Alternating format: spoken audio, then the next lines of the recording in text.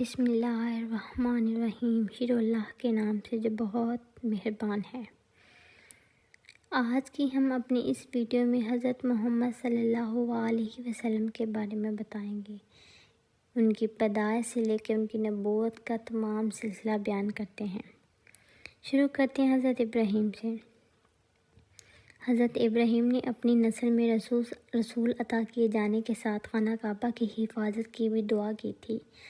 اللہ پاک نے یہ دعا قبول فرمائی، رسول بھی عطا فرمائے اور خانہ کعبہ کی حفاظت بھی کی کہ 2500 سال تک کسی نے خانہ کعبہ پر حملہ ہی نہیں کیا، اور جب ابرہہ نے حملہ کیا تو عبد المطلب نے اللہ تعالیٰ کے بھروسے پر صاف کہہ دیا کہ خدا اپنے گھر کی خود حفاظت کریں گے۔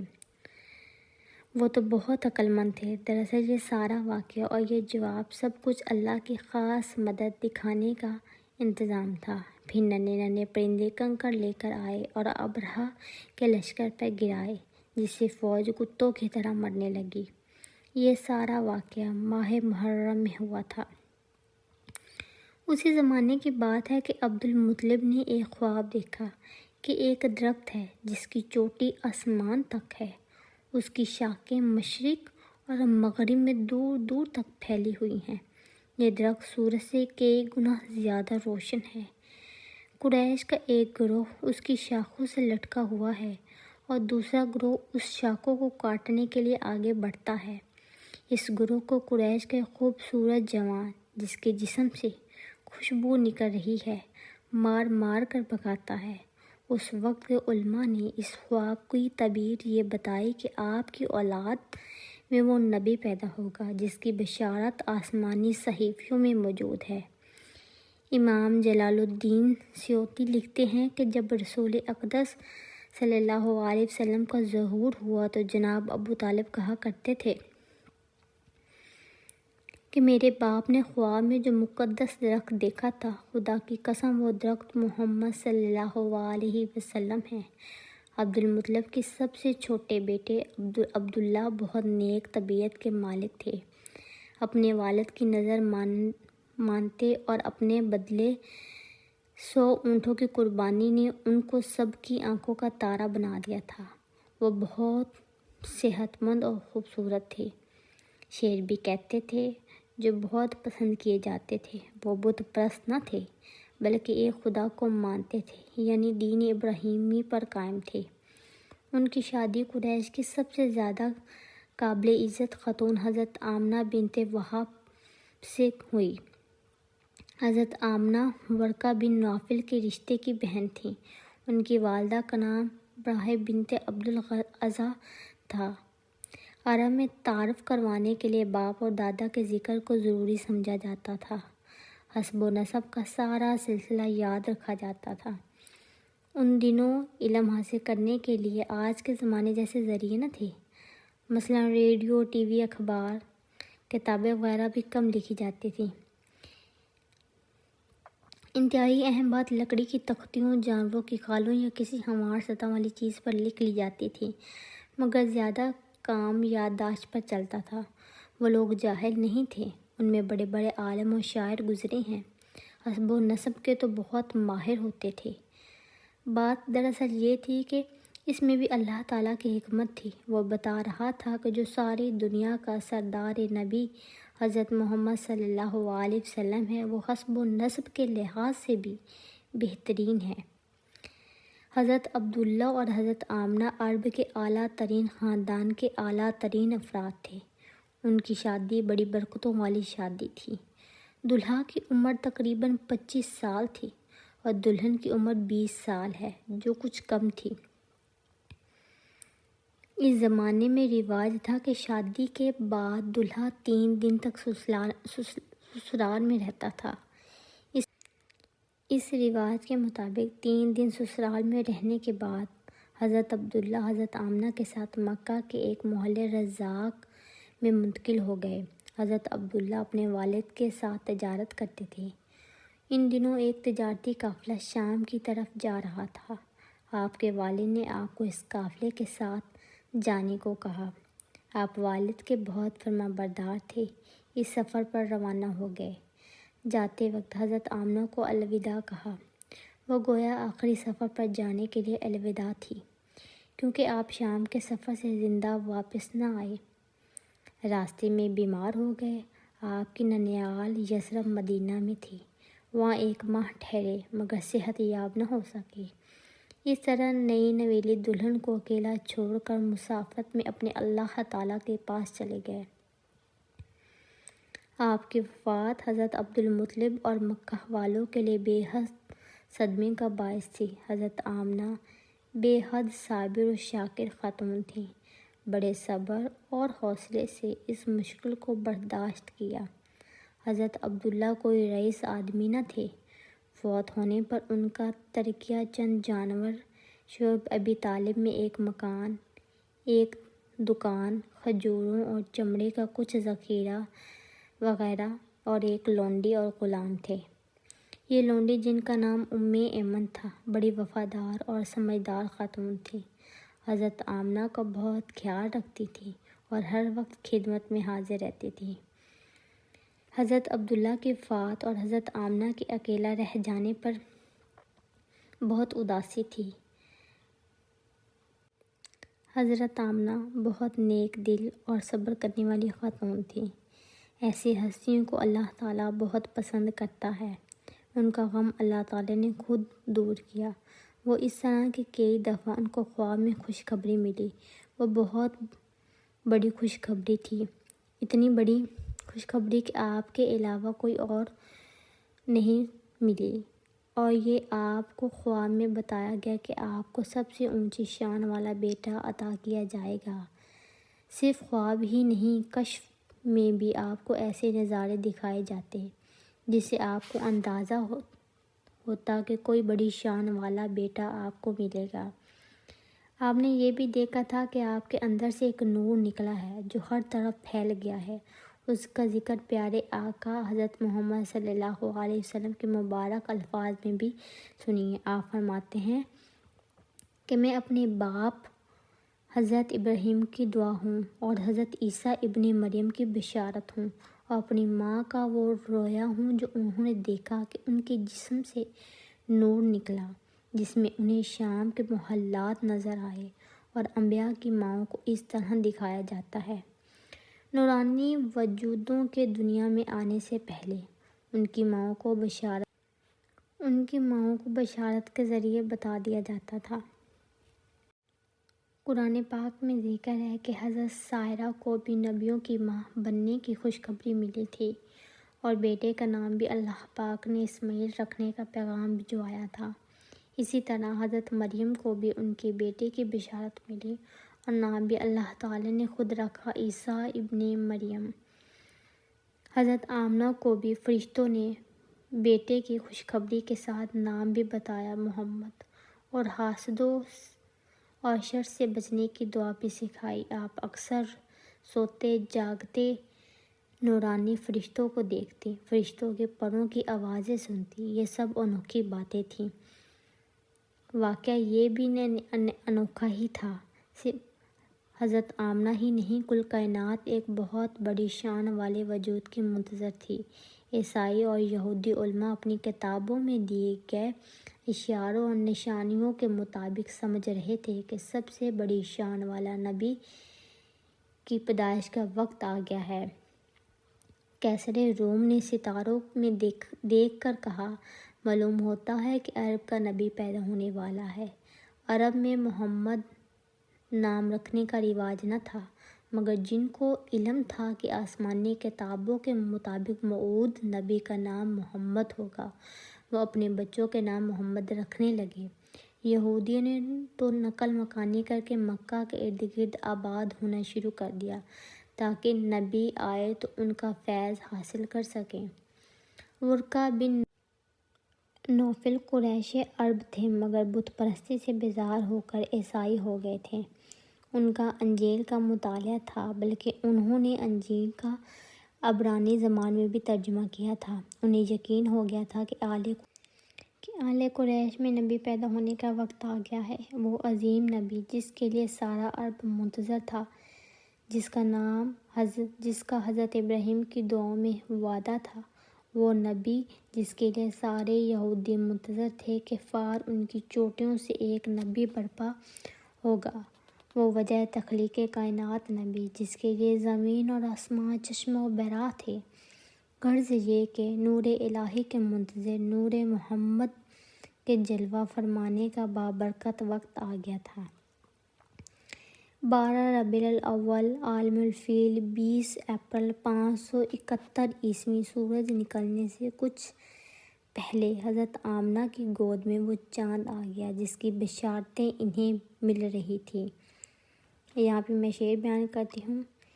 تب عرش مولا سے وہ نور کا تخت اترا، تب عرش مولا سے وہ نور کا تخت اترا، ایک فوج فرشتوں کی ہمراہ سوار آئی، ایک ساعت نورانی خورشید سے روشن تر، ایک ساعت نورانی خورشید سے روشن تر، پہلو میں لیے جلوے بے حد شمار آئی۔ آپ صلی اللہ علیہ وسلم کی ولادت مکہ کے محلے سوق اللیل میں ہوئی۔ آپ کی داعیہ کا نام شفا تھا، جو مشہور محترم صحابی رسول حضرت عبد الرحمن بن عوف کی والدہ تھیں۔ سب سے پہلے بچے کو گود میں لینے کی سعادت انہی کو ملی۔ انتہائی حسین بچہ، گول چمکدار سا حسین چہرہ، پیشانی اور ناک اونچی، آنکھیں سیاہ اور روشن بلکہ دراز تھی، سر بڑا اور بال کالے تھے۔ اس وقت آپ کی والدہ کو کشف میں دکھایا گیا کہ آپ صلی اللہ علیہ وسلم کے ہاتھ میں فتح، نصرت اور غلبے کی چابیاں ہیں۔ آپ آسمان سے نور لائے تھے، خود بھی نور تھے۔ آپ کا نام محمد صلی اللہ علیہ وسلم رکھا گیا۔ اللہ جل شانہ نے جب احسان کرنا چاہا تو محمد کو پیدا کیا۔ آپ کا نام محمد تھا جس کے معنی ہے نہایت ہی تعریف کیا گیا۔ آپ کی خوبصورتی میں خداوند کریم کی خوبصورتی کا عکس تھا۔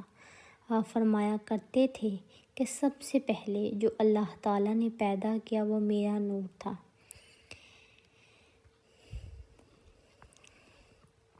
آپ کی پیدائش کے وقت حضرت عبد المطلب خانہ کعبہ میں دعا کر رہے تھے۔ ام ایمن نے آ کر پوتے کی خوشخبری سنائی، خوشی خوشی گھر آئے، پوتے کو گود میں لیا۔ حضرت آمنہ کے خواب اور کشف کی وجہ سے نام محمد ہی پسند کیا۔ ننھے کو گود میں لیے ہوئے خانہ کعبہ آ کر اللہ تعالیٰ کا شکر ادا کیا اور اعلان کیا کہ عبداللہ مرحوم کے بچے کا نام محمد رکھا گیا ہے۔ پھر واپس آئے، بچے کو ماں کے سپرد کر دیا۔ انہیں اس موقع پر اپنا بیٹا عبداللہ بہت یاد آیا۔ دنیا میں یوں بھی ہوتا ہے کہ اگر بیٹا فوت ہو گیا تو وہ دادا پوتے پر قبضہ کر لیتا، مگر آپ نیک دل انسان تھے، آپ نے ایسا نہیں کیا۔ آپ کے والد کے فوت ہو جانے کے بعد آپ کو آپ کی والدہ کے قبضے میں رہنے دیا اور کہا کہ اس کے باپ کی جگہ مجھے ہی سمجھو، لیکن اس کی پرورش تم ہی کرو۔ کوئی تکلیف ہو یا کسی چیز کی بھی ضرورت ہو تو مجھے بتاؤ، یہ نہ سمجھنا کہ اس کا باپ فوت ہو گیا ہے۔ اس زمانے میں ایک رواج یہ تھا کہ اپنے نوزائیدہ بچوں کو صحراؤں میں آباد قبیلوں میں بھیج دیتے تھے تاکہ وہاں کھلی ہوا میں بچے کی صحت اچھی رہے، اچھی عربی زبان سیکھے، گفتگو کا سلیقہ آ جائے اور صحرائی بدو قبائل سے جفا کشی اور بہادری بھی سیکھ لیں۔ گاؤں والے بچے پالنے کا معاوضہ لیتے، اسی طرح ان کی کمائی کا ذریعہ بن جاتا۔ آج کل ایسا رواج نہیں ہے، تو وہ بچوں کو ان عربی قبائل میں چھوڑ دیتے تھے جہاں سے بچوں کو سال یا 2 سال کے بعد واپس لایا جاتا تھا۔ جس سال ہمارے پیارے آقا حضرت محمد صلی اللہ علیہ وسلم پیدا ہوئے، صحرائی قبائل کی 10 شریف عورتیں مکہ آئیں۔ ان عورتوں کو یہ تلاش ہوتی کہ امیر گھرانے کا بچہ مل جائے تو پالنے کا زیادہ معاوضہ ملے گا۔ آمنہ کا لال تو یتیم تھا، یتیم کو پالنے کے لیے کیا ملتا؟ جب خواتین کو پتہ لگتا کہ اس گھر میں بچہ تو ہے مگر یتیم ہے تو اسے چھوڑ دیتی۔ صرف ایک خاتون حلیمہ تھی جن کو امیر گھرانے کا بچہ نہ ملا، تو بجائے خالی ہاتھ واپس لوٹنے کے یتیم بچے کو ہی لے جانا انہوں نے بہتر سمجھا۔ دائی حلیمہ حضرت آمنہ کے گھر آئیں۔ ننھا بچہ ابھی ایک ماہ کا تھا، 1 ماہ تک اپنی ماں کا دودھ پیا تھا، کچھ دن ابو لہب کی آزاد کی ہوئی نوکر صوبیہ کا بھی دودھ پیا تھا۔ دائی حلیمہ نے بچے کو گود میں لینے کی درخواست کی۔ حضرت آمنہ نے درخواست قبول کر لی۔ ان کو بخوبی سمجھ تھی کہ اس بچے کو اتنے تذبذب کے بعد کیوں لیا گیا ہے، اس لیے دائی حلیمہ کی تسلی کے لیے انہوں نے بتایا کہ دیکھو، بظاہر تمہیں یہ بچہ ایک بیوہ عورت کا یتیم بچہ نظر آ رہا ہے، مگر یہ معمولی بچہ نہیں ہے۔ مجھے اللہ تعالیٰ نے بتایا ہے کہ یہ بڑی شان والا بچہ ہے۔ پھر بچے کو رخصت کرتے وقت انہوں نے دعا کی، میں اپنے بچے کو خدائے ذوالجلال کی پناہ میں دیتی ہوں، اس شر سے جو پہاڑوں میں پلتا ہے، یہاں تک کہ میں اسے اونٹ پر سوار دیکھوں اور دیکھ لوں کہ غلاموں اور درماندہ لوگوں کے ساتھ نیک سلوک اور احسان کرنے والا ہے۔ دائی حلیمہ ایک غریب عورت تھیں۔ اس زمانے میں کافی عرصے سے بارشیں نہ ہونے کی وجہ سے خوراک کی چیزوں کی کمی تھی، گھاس بھی نہیں اگتی تھی۔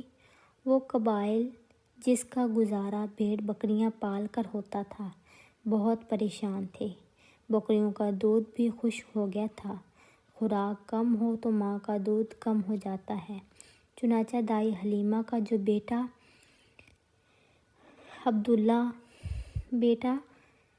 عبداللہ ان دنوں دودھ پیتا تھا، وہ بھوکا رہتا تھا۔ جب واپسی کا سفر شروع ہوا تو دائی حلیمہ نے اپنے بیٹے عبداللہ اور ننھے محمد کو دودھ پلایا۔ دودھ اتنا زیادہ تھا کہ دونوں نے پیٹ بھر کر دودھ پیا۔ وہ حیران رہ گئی۔ پھر وہ اپنی مریل سی گدھی پر سوار ہوئیں تو وہ طاقتور جوان کی طرح اترا اترا کر چلنے لگی اور سب سے آگے نکل گئی۔ گھر پہنچی تو اس بچے کی برکت سے خوراک کا کوئی مسئلہ نہ رہا۔ بکریاں خوب دودھ دینے لگیں۔ وہ خوب سمجھ گئی تھی کہ حضرت آمنہ نے حضرت محمد صلی اللہ علیہ وسلم کے بارے میں ٹھیک ہی کہا تھا کہ بچہ بہت برکت والا ہے۔ حلیمہ کی بیٹی شیمہ کو ننھے مہمان سے بہت پیار ہوا۔ وہ ہر وقت گود میں لیے پھرتی۔ ان خواتین سے سیکھ کر آپ نے خوازن کے قبیلے سعد کی زبان بولنا شروع کر دی۔ آپ فرمایا کرتے تھے کہ میں تم سب سے فصیح تر نبی ہوں کیونکہ میں قریش خاندان سے ہوں۔ میری زبان بنی سعد کی زبان ہے۔ عربی زبان میں اس خاتون کو جس کا دودھ پیا ہو رضاعی والدہ کہتے ہیں۔ رضاعی ماں کے بچے رضاعی بہن بھائی کہلاتے ہیں، اور اس طرح وہ عرصہ جس میں رضاعی ماں کا دودھ پیا ہو عرصہ رضاعیت کہلاتا ہے۔ 2 سال کا عرصہ رضاعیت گزارا تو حلیمہ آپ کو آپ کی والدہ کے حوالے کرنے مکہ آئیں تو دل نہیں کر رہا تھا کہ آپ صلی اللہ علیہ وسلم کو خود سے جدا کریں۔ آپ صلی اللہ علیہ وسلم سے سب گھر والوں کو بہت محبت ہو گئی تھی۔ ماں کو ملانے کے بعد درخواست کی کہ کچھ عرصہ مزید اس بابرکت حسین بچے کو ان کے ساتھ رہنے دیا جائے۔ ان دنوں مکہ میں کوئی وبا پھیلی ہوئی تھی۔ ان کو اچھا بہانہ ہاتھ لگا۔ کہنے لگے کہ مکہ کی آب و ہوا میں ان کے بیمار پڑنے کا اندیشہ ہے۔ اگر آپ اجازت دیں تو میں انہیں کچھ عرصہ اپنے ساتھ لے جاؤں۔ حضرت آمنہ کو بھی بچے کی سلامتی کا خیال تھا۔ دل نہ چاہتے ہوئے بھی اجازت دے دی۔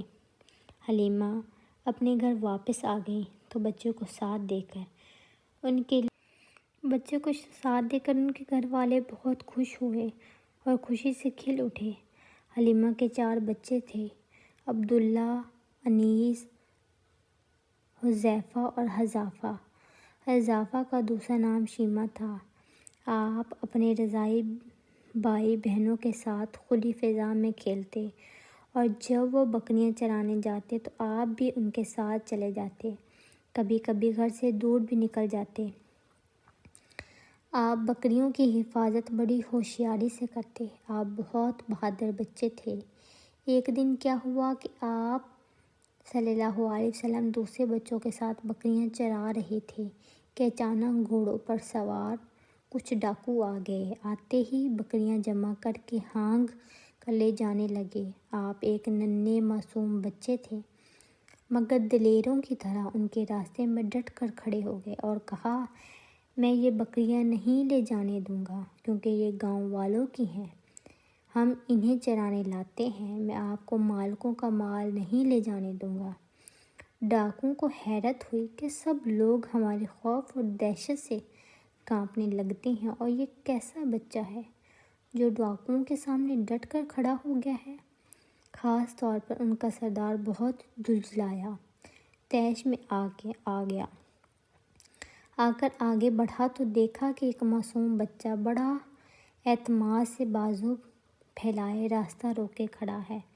اس خوبصورت پرعزم بچے پر نظر پڑتے ہی سردار کو اندازہ ہوا کہ یہ کوئی معمولی بچہ نہیں ہے۔ پوچھا سردار نے، تمہارا نام کیا ہے؟ آپ نے فرمایا، محمد۔ سردار نے پھر پوچھا، کس کے بیٹے ہو؟ آپ نے فرمایا، عبد المطلب کے۔ سردار سمجھ گیا کہ قریش خاندان کا بچہ ہی ایسا بہادر ہو سکتا ہے۔ بکریاں چھوڑ دیں، محمد کو سلام کیا اور اپنے ساتھیوں کے ساتھ واپس چلا گیا۔ اب ایک اور واقعہ ہے کہ ایک دن آپ روزانہ کی طرح اپنی رضاعی بھائی عبداللہ کے ساتھ اپنے گھر کے پچھواڑے بکریاں چرا رہے تھے۔ آپ صلی اللہ علیہ وسلم دونوں ہی تھے، کوئی اور نہیں تھا۔ آپ کی عمر اندازاً 4 سال تھی۔ اچانک سفید کپڑے پہنے ہوئے 2 اجنبی آدمی برف سے بھرا ہوا تشت لے کر آئے، حضرت محمد صلی اللہ علیہ وسلم کو زمین پر لٹایا اور سینہ کاٹ دیا۔ عبداللہ یہ دیکھ کر بے حد ڈر گیا، بھاگم بھاگ گھر پہنچا اور اپنی اماں ابا کو بتایا کہ محمد کو کسی نے قتل کر دیا ہے۔ حلیمہ اور حارث تیزی سے وہاں پہنچے تو دیکھا کہ وہاں کوئی بھی نہیں ہے اور محمد کچھ خوفزدہ کھڑے تھے، رنگ فاق تھا۔ دونوں نے پیارے بچے کو سینے سے چمٹایا اور پیار بھرے لہجے میں پوچھا، بیٹا کیا بات ہے؟ حضرت محمد صلی اللہ علیہ وسلم نے معصوم انداز میں ساری بات بتائی کہ 2 آدمی آئے تھے، سفید کپڑے پہنے ہوئے تھے، ان کے پاس سونے کا تشت تھا، اس میں برف تھی، وہ میرا سینہ کھول کر کچھ تلاش کر رہے تھے، پھر میرا دل نکال کر شگاف دیا اور اس میں سے ایک سیاہ ٹکڑا نکال کر پھینک دیا، پھر میرے سینے اور دل کو برف سے دھو دیا یہاں تک کہ خوب پاک کر دیا۔ حلیمہ اور حارث نے ادھر ادھر دیکھا، کوئی آدمی نظر نہیں آیا اور نہ خون تھا، نہ کوئی جسم کا حصہ باہر پھینکا ہوا نظر آیا۔ اللہ کا شکر ادا کیا کہ بچہ پرائی امانت بالکل سلامت ہے۔ فوراً فیصلہ کر لیا کہ آپ صلی اللہ علیہ وسلم کو آپ کی والدہ کے پاس چھوڑ کر آئیں گی۔ خدا جانے کیا واقعہ ہوا تھا، وہ ڈر گئیں کہ کہیں کچھ اور نہ ہو جائے، بہتر ہے کہ ماں کے حوالے کر دیں۔ یہ واقعہ شق صدر کہلاتا ہے، یعنی سینہ چاک کرنے والا واقعہ۔ یہ ایک طرح کا کشف تھا۔ کشف کا مطلب ہے جاگتے ہوئے خواب میں خواب سا منظر نظر آ جاتا ہے۔ اس کشف میں آپ کا رضاعی بھائی بھی کچھ حد تک شریک تھا تاکہ وہ گواہ بنے۔ اللہ تعالیٰ کا فرشتہ انسان کے روح میں آیا اور آپ کے سینہ مبارک کو صاف کیا۔ پیارے محمد کے دل میں کوئی گندگی نہ تھی، آپ کا دل تو پاک صاف تھا۔ یہ سارا واقعہ خواب کی طرح کا تھا، جس کا مطلب یہ تھا کہ دنیا کی محبت آپ کے دل سے نکال دی گئی، آپ کو دین کی سمجھ اور روحانی علوم دیے گئے۔ دوسروں پر روپ دیا گیا۔ یہ کوئی معمولی بچہ نہیں بلکہ خاص بچہ ہے۔ یہ واقعہ ایک خاص نشان تھا، مگر حلیمہ ڈر گئی اور بچے کو واپس کرنے کے ارادے سے چلی۔ حلیمہ مکہ پہنچی تو مکہ کی گلیوں میں آپ ادھر ادھر ہو گئے۔ بہت تلاش کیا مگر آپ نہ ملے۔ گھبرا کر عبدالمطلب کے پاس گئی کہ میں محمد کو لے کر آئی تھی مگر وہ گم ہو گئے ہیں۔ عبدالمطلب کعبہ کے پاس جا کر دعا کرنے لگے۔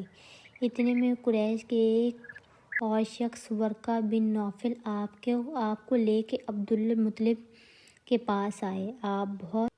آپ نے بہت پیار دیا بچے کو اور کندھے پر بٹھا کر کعبہ کا طواف کیا اور آپ کے لیے بہت دعا کی اور پھر حضرت آمنہ کے پاس بھیجا۔ آپ صلی اللہ علیہ وسلم اپنی ماں کے ساتھ رہنے لگے۔ دونوں بے حد خوش تھے۔ پیاری پیاری باتیں کرنے والا صحت مند حسین بچہ اور ترسی ہوئی ماں جس نے شوہر کی جدائی میں بڑا مشکل وقت گزارا تھا۔ مالی تنگی اس قدر برداشت کی تھی کہ کبھی سوکھا گوشت ہی کھا کر گزارا کیا جاتا تھا، مگر اس چھوٹے سے گھر میں سچے پیار کی دولت تھی۔ حضرت آمنہ ننھے شہزادے کو بہت پیار کرتیں، مگر ان کو اس چاند سے بیٹے کو پیار کرنے کا زیادہ موقع نہ ملا۔ ہوا یوں کہ حضرت آمنہ کے ننھال جسم مدینے میں رہتے تھے۔ آپ ان سے ملنے اور اپنے شوہر کی قبر پر دعا کرنے جایا کرتی تھیں۔ آپ نے پروگرام بنایا کہ اس دفعہ حضرت محمد صلی اللہ علیہ وسلم کو بھی ساتھ لے جائیں۔ دونوں حضرت عبداللہ کی قبر کی زیارت ایک ساتھ کریں۔ آپ صلی اللہ علیہ وسلم کی عمر اس وقت 6 سال تھی جب آپ صلی اللہ علیہ وسلم اپنی والدہ اور ایمن کے ساتھ مکہ سے سفر پر روانہ ہوئے۔ مدینہ میں بنو نجار آپ کے رشتہ دار تھے۔ آپ وہاں 1 ماہ ٹھہرے۔ اپنے ہم عمروں میں خوب کھیلے کودے۔ یہیں پر آپ نے ایک تالاب میں تیرنا سیکھا، باپ کی قبر کی زیارت کی۔ واپسی میں مدینہ اور مکہ کے درمیان سفر کے دوران راستے میں حضرت آمنہ شدید بیمار ہو گئیں۔ حالت خراب سے خراب تر ہونے لگی۔ ان کو محسوس ہوا کہ اب بچ نہیں سکوں گی۔ اپنے پیارے بیٹے پر الوداعی نگاہیں ڈالیں اور باپ سے محروم بچے کی ماں نے بھی بچے کو اللہ کے سپرد کر دیا۔ اے میرے بیٹے، تجھ پر اللہ اپنی برکتیں نازل فرمائے۔ مجھے یقین ہے کہ اللہ تعالیٰ جو صاحب جلال اور صاحب اکرام ہے، تجھے اپنے بندوں کی طرح محبوس کرے گا۔ خدا شاہد ہے کہ اس سیدہ النساء نے اپنی یادگار ایسی ہی بچہ چھوڑا جو کل عالم کے لیے نور ہدایت ہے۔ حضرت آمنہ ابوہ نامی جگہ پر وفات پا گئیں۔ ابوہ میں ایک چھوٹی سی پہاڑی پر قدرے بلند جگہ پر آپ کی قبر ہے۔ آپ نے والدہ کے لیے دعا کی۔ ایمن ننھے محمد صلی اللہ علیہ وسلم کو لے کر واپس مکہ آئیں۔ باپ تو پہلے ہی نہیں تھا، اب ماں سے بھی محروم ہو گئے۔ دراصل آپ اپنے پیدا کرنے والے کی پناہ میں تھے۔ کیا ہم نے تجھے یتیم پا کر پناہ نہیں دی؟ اللہ پاک کی رحمانیت نے عبدالمطلب کو مقرر کر دیا کہ آپ صلی اللہ علیہ وسلم کو پیار کی کمی نہ آنے دیں۔ اللہ تعالیٰ نے آپ صلی اللہ علیہ وسلم کے دادا عبدالمطلب کے دل میں آپ کی غیر معمولی طور پر محبت پیدا کر دی۔ عام طور پر ایسے حالات میں انسان کی توجہ پوتوں کی بجائے اپنے دوسرے بیٹوں کی طرف ہوتی ہے، مگر عبدالمطلب کی حالت یہ تھی کہ وہ اپنے بیٹوں کو تو ڈانٹ ڈپٹ لیتے مگر رسول کریم صلی اللہ علیہ وسلم سے ہمیشہ محبت اور پیار رکھتے۔ حالانکہ ان کے لڑکے جوان تھے اور ان کی خدمت بھی کرتے رہتے تھے، مگر ان کے باوجود اللہ تعالیٰ نے ان کے دل میں رسول کریم صلی اللہ علیہ وسلم کی ایسی محبت پیدا کر دی کہ آپ اگر تھوڑی دیر کے لیے بھی ان کی نظروں سے اوجھل ہو جاتے تو وہ بے چین ہو جاتے، آپ کو ہر وقت گود میں اٹھائے رکھتے، آپ کی محبت میں اشعار لکھتے، پڑھتے اور اپنے بچوں کو ڈانٹتے رہتے کہ اس کی قدر کیوں نہیں کرتے۔ عبد المطلب کے بیٹے بیان کرتے ہیں کہ جب آپ مجلس میں بیٹھے ہوتے تو آپ کا اتنا رعب ہوتا کہ ہم سے جوان کو بھی طاقت نہیں ہوتی تھی کہ آپ کے سامنے آنکھ اٹھائے۔ عرب میں بڑوں کا بہت ادب کیا جاتا تھا اور کرایا جاتا تھا، لیکن حضرت محمد صلی اللہ علیہ وسلم بچپن کی وجہ سے بعض دفعہ دادا سے کھیلتے اور ان کے کندھوں پر چڑھ جاتے تھے۔ آپ کے بیٹے سرخ آنکھوں سے رسول صلی اللہ علیہ وسلم کو دیکھتے، مگر حضرت عبد المطلب فرماتے، خبردار، میرے لیے اس بچے کو بری نگاہ سے نہ دیکھو۔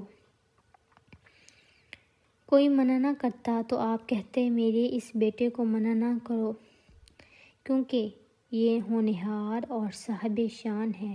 آپ کی کمر پر پیار سے ہاتھ پھیرتے۔ حضرت محمد صلی اللہ علیہ وسلم کی تربیت خدا تعالیٰ نے خود کی تھی۔ آپ جانتے ہیں کہ بچوں کا پہلا سہارا ماں باپ ہوتے ہیں۔ آپ کے والد فوت ہو گئے، اللہ تعالیٰ آپ کا سہارا تھے۔ آپ کی والدہ فوت ہو گئیں، اللہ تعالیٰ نے دکھایا کہ پالنے والا میں ہوں۔ پھر عبد المطلب کے دل میں پیار ڈال دیا، اس طرح آپ کو محرومی کا احساس نہ ہونے دیا، بلکہ آپ زیادہ لاڈ پیار میں پلے۔ دادا پوتے کا عجیب پیار تھا۔ خانہ کعبہ کا طواف کرتے تو آپ کو کندھوں پر بٹھا لیتے۔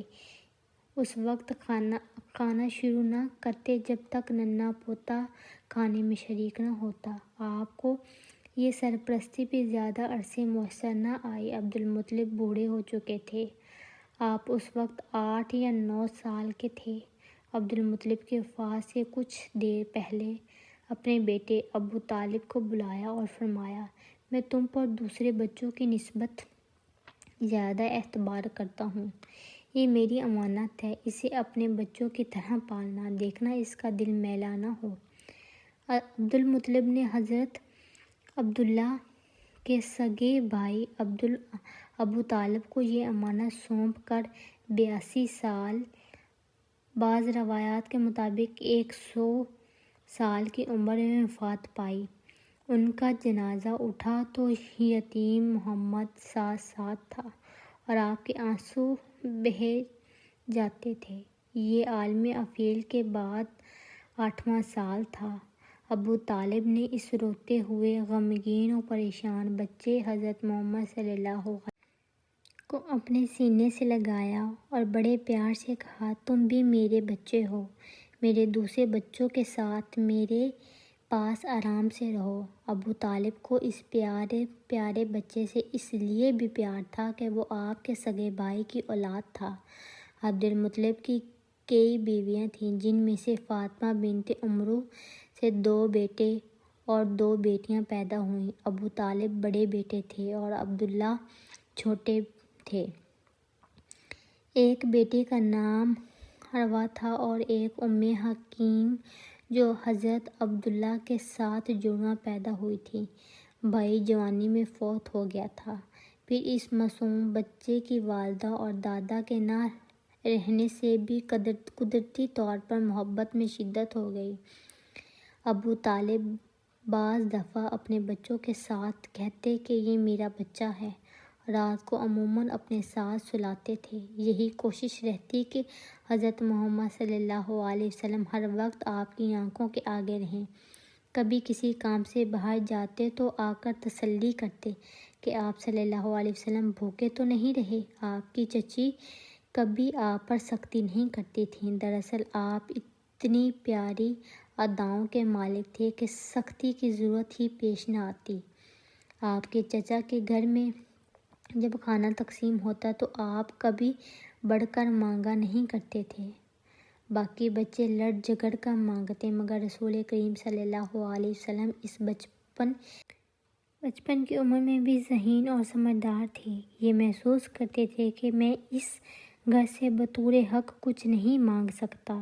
مجھ پر تو میرے چچا اور چچی کا یہ احسان ہے کہ انہوں نے محبت اور پیار سے مجھے اپنے پاس رکھ لیا ہے۔ بعض دفعہ آپ کے چچا بھی موجود ہوتے اور چچا کو رسول کریم صلی اللہ علیہ وسلم سے جو محبت تھی وہ ایسی تھی کہ باپ کی طرح ہی تھی۔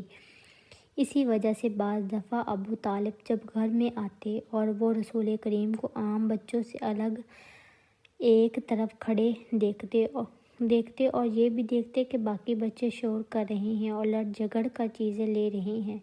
مثلا مٹھائی تقسیم ہو رہی ہے تو ایک کہتا میں مٹھائی کی ڈالی نہیں لوں گا، دوسرا کہتا ہے اماں مجھے تو لے کچھ بھی نہیں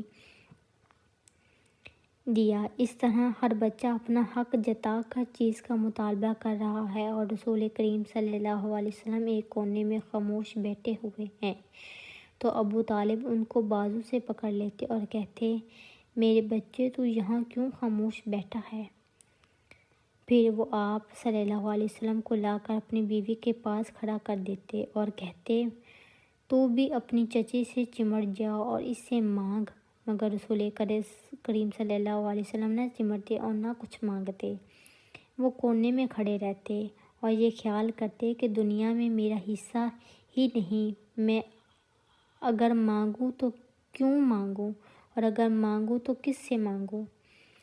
یہ سب کیفیات اس لیے آپ پر گزری کہ آپ کو ایک خدا کی ہستی پر ایمان پیدا ہو گیا کہ کس طرح مشکل حالات میں اس نے پرورش کر کے ربوبیت کی شان دکھا کر آپ کے قدموں میں ساری دنیا ڈال دی۔ مزے کی بات یہ ہے کہ درود شریف میں ہم جن دو بزرگ نبیوں کا نام ایک ساتھ لیتے ہیں یعنی حضرت ابراہیم علیہ السلام اور حضرت محمد صلی اللہ علیہ وسلم، دونوں کے ساتھ یہ واقعہ ایک ہی طرح گزرا۔ دونوں کے والد بچپن میں فوت ہو گئے، دونوں کو ان کے چچاؤں نے پالا اور دونوں کے چچا بت پرست تھے، مگر اللہ پاک نے ان کی نگرانی میں پلنے والے بچوں کی خود تربیت کی، خود ربوبیت کی اور سب سے بڑے خدائے واحد کے پرستان رہنے بنائے۔ سبحان اللہ۔ اللہ پاک کی حکمت سے ان حضرت کے بچپن ہی سے ایسے واقعات ہوئے جن سے لوگوں کو احساس ہونے لگا کہ یہ بچہ معمولی بچہ نہیں ہے۔ ایک دفعہ مکہ میں ایسا شخص آیا جو چہرے دیکھ کر قسمت کا حال بتانے کا ماہر تھا۔ سب لوگ شوق سے اپنے بچوں کو لے کر گئے، اس سے مستقبل کے حالات پوچھتے۔ ابو طالب بھی آپ کو لے کر گئے، اپنے بچوں کو لے کر نہیں گئے، صرف اپنے بھتیجے کو لے کر گئے، کیونکہ صاف ظاہر ہو چکا تھا کہ آپ صلی اللہ علیہ وسلم میں کوئی غیر معمولی بات ہے۔ اس نجومی نے ایک نظر آپ صلی اللہ علیہ وسلم کو دیکھا، پھر کسی کام میں مصروف ہو گیا، کاموں سے فارغ ہوا اور باقی لوگ چلے گئے تو پوچھنے لگا کہ ایک لڑکا آیا تھا، وہ کہاں ہے؟ مجھے جلدی دکھاؤ، وہ ہونہار ہے، معلوم ہوتا ہے کہ اس کی شان ظاہر ہوگی۔ ابو طالب نے اس قدر دلچسپی لی، دیکھی تو گھبرا گئے، کہیں وہ بچے کو زبردستی نہ چھین لے۔ دراصل وہ اس لیے اصرار کر رہا تھا کہ آپ کے چہرے پر وہ خاص نور دیکھ چکا تھا۔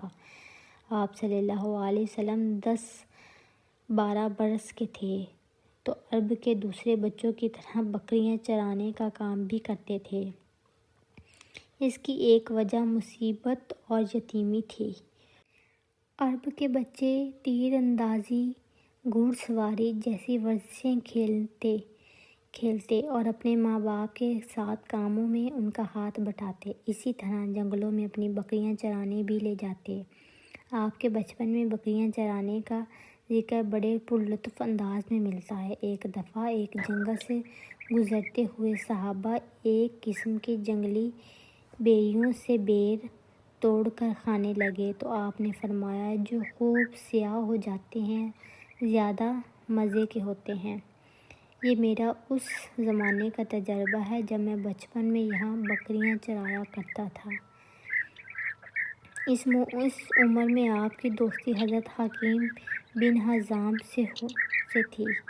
آپ 12 سال کے تھے۔ ابو طالب ایک تجارتی قافلے کے ساتھ شام کی طرف روانہ ہونے کے لیے تیار ہو رہے تھے۔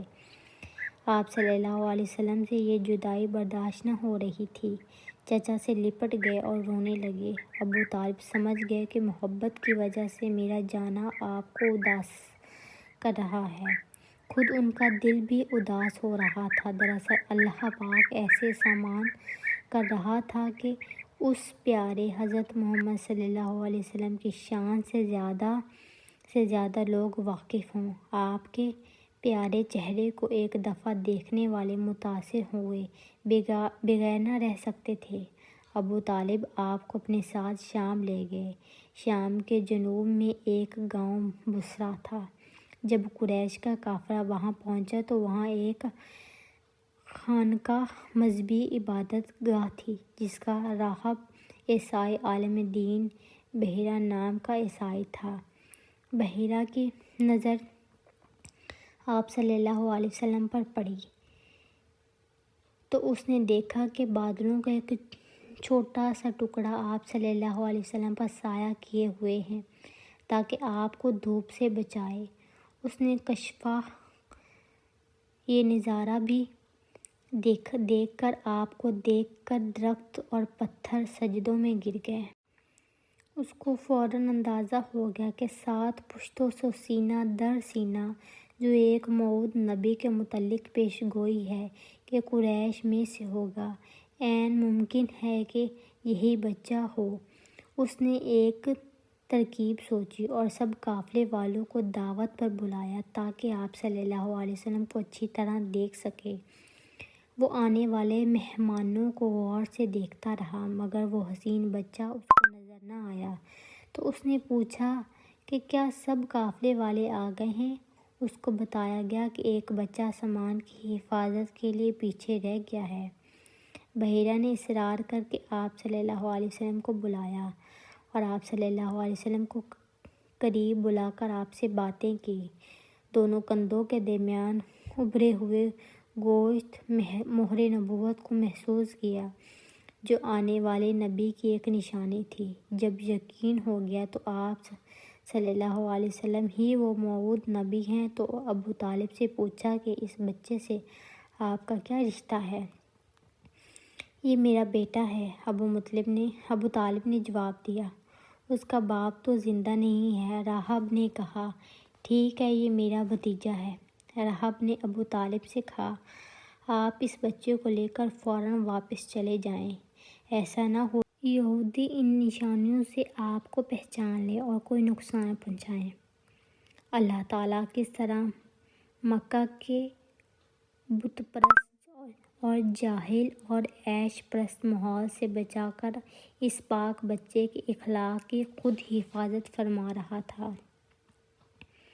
ایک دفعہ آپ صلی اللہ علیہ وسلم اپنے بچپن کا واقعہ سنایا کہ میں بچوں کے ساتھ کھیل رہا تھا اور سب بچے کھیل کے واسطے پتھر اٹھا رہے تھے۔ جیسا کہ بچوں کا قاعدہ ہے، انہوں نے اپنے زبد کھول کر کندھوں پر رکھ لیے تھے تاکہ ان پر پتھر ڈھو کر لائیں۔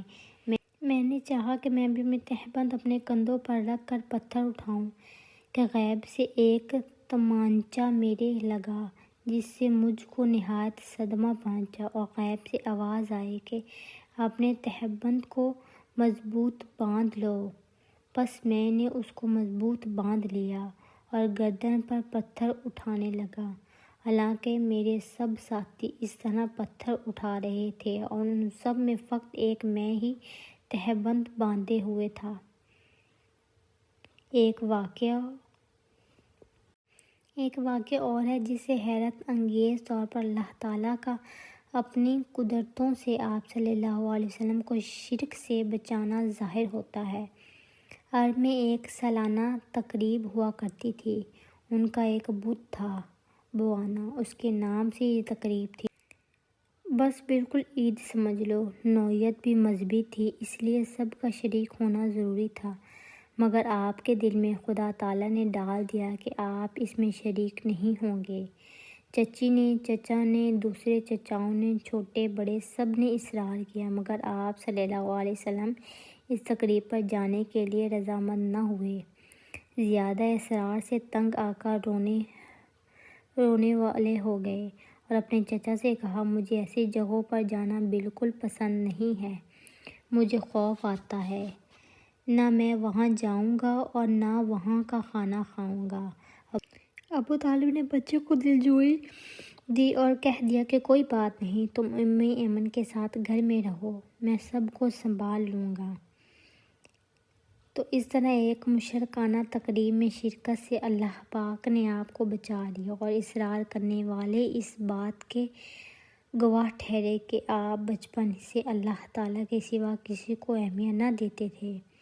ایک دفعہ ایک اور فضول تقریب سے اللہ پاک نے آپ صلی اللہ علیہ وسلم کو بچا لیا۔ وہ اس طرح کہ عرب میں دستور تھا کہ سرے شام کھلی جگہ پر جمع ہو جاتے، رات بھر قصے کہانیاں، شعر گوئی، ناچ گانا چلتا رہتا۔ آپ کو پتہ ہے کہ عرب میں گرمیوں میں دن کے وقت بے حد گرمی ہوتی ہے اور راتیں نسبتاً ٹھنڈی اور پرسکون ہوتی ہیں، اس لیے عام طور پر ان کی محفلیں راتوں کو جمتیں۔ ایک نکاح کی تقریب ہو رہی تھی، آپ صلی اللہ علیہ وسلم بھی اتفاقاً چلے گئے، مگر جاتے ہی ایسا نیند کا غلبہ ہوا کہ ساری رات سوتے رہے۔ صبح آنکھ کھلی، کوئی فضول منظر نہ دیکھا۔ جو اللہ پاک کے پیارے بندے ہوتے ہیں، اللہ تعالیٰ پسند نہیں فرماتا کہ وہ فضول کاموں میں وقت ضائع کریں۔ آپ صلی اللہ علیہ وسلم کی دعائیں اتنی پیاری تھیں کہ ہر طرف تذکرہ ہونے لگا تھا کہ محمد صلی اللہ علیہ وسلم اپنے اچھے بچے ہیں، آپ فرمانبردار ہیں، سچ بولتے ہیں، بزرگوں کا ادب کرتے ہیں، چھوٹوں سے لڑتے جھگڑتے نہیں، جس چیز پر حق نہ ہو استعمال نہیں فرماتے، کوئی اپنی چیز رکھوائے تو حفاظت سے رکھ لیتے ہیں اور ویسے ہی واپس کرتے ہیں۔ اس کے علاوہ آپ میں ایک ایسی خوبی تھی جو فوراً دوسروں کے دلوں میں گھر کر لیتی۔ آپ غریبوں کے بہت ہمدرد تھے اور ضرورت مندوں کی ضرورت پوری کرنے کے لیے ہر وقت تیار رہتے۔ مکہ میں ہر قسم کی برائیاں عام تھیں، مگر اللہ تعالیٰ آپ کو ہر طرح کی برائیوں سے بچا کر نیکیوں کی راہ پر ڈالتا رہا اور لوگوں کے دل میں آپ کی قدر اور محبت میں اضافہ فرماتا رہا۔ یہ تھی حضرت محمد صلی اللہ علیہ وسلم کے بچپن کی کہانی کہ کس طرح حضرت محمد صلی اللہ علیہ وسلم بچپن ہی سے تمام بچوں سے الگ تھلگ رہتے۔ آپ صلی اللہ علیہ وسلم نے بچپن ہی سے وہ خوبیاں موجود تھیں جو ایک نبی میں موجود ہوتی تھی۔ آپ کبھی جھوٹ نہیں بولتے، آپ چوری نہیں کرتے، آپ لوگوں کی مدد کرتے، آپ عام بچوں کی طرح لڑتے جھگڑتے نہیں، آپ ہمیشہ سچ بولتے، آپ ایماندار تھے، لوگ آپ کے پاس اپنی امانتیں رکھواتے، آپ ان امانتوں کی حفاظت فرماتے اور ویسے ہی لوگوں کو ان کی امانتیں واپس کرتے۔ آپ بچپن ہی سے ایک انوکھے اور نرالے بچے ثابت ہوئے۔ آپ میں کسی قسم کی کوئی برائی نہیں تھی، آپ ہمیشہ پاک صاف رہتے، ایک خدا پر یقین رکھتے اور ہمیشہ سچ بولتے اور سچ کا ساتھ دیتے، کبھی جھوٹ نہیں بولتے اور نہ ہی جھوٹوں کا ساتھ دیتے، ہمیشہ حق بات پر قائم رہتے اور حق اور سچ کا ساتھ دیتے۔ اور اس کے علاوہ آپ صلی اللہ علیہ وسلم میں اور کوئی قسم کی بدکاری نہیں تھی، ہمیشہ سچ بولتے۔ آپ سچ بولتے تھے، اسی لیے لوگوں نے آپ صلی اللہ علیہ وسلم کو صادق کا لقب دیا، اور آپ صلی اللہ علیہ وسلم امانتوں میں خیانت نہیں کرتے، اسی لیے لوگوں نے آپ صلی اللہ علیہ وسلم کو امین کا لقب دیا، اور یہ لقب نبوت کے دور سے پہلے کے تھے۔ لوگوں نے آپ صلی اللہ علیہ وسلم کی شخصیت اور آپ کی ایمانت، آپ کی دیانت اور شرافت سے متاثر ہو کر لوگوں نے آپ صلی اللہ علیہ وسلم کو امانت اور صداقت کا لقب دیا، اور اسی طرح آپ بچپن ہی سے سب لوگوں سے ایک انوکھے اور نرالے شخص تھے جس میں کسی قسم کا کوئی عیب نہیں تھا، ہر عیب سے، ہر برائی سے پاک صاف اور ایمان کی روشنی سے منور ایک معظم بچے تھے۔ یہ تھی ہماری ویڈیو جس میں ہم نے آپ صلی اللہ علیہ وسلم کی زندگی کے بارے میں سب کچھ بتایا۔ انشاءاللہ ملتے ہیں نیکسٹ ویڈیو میں۔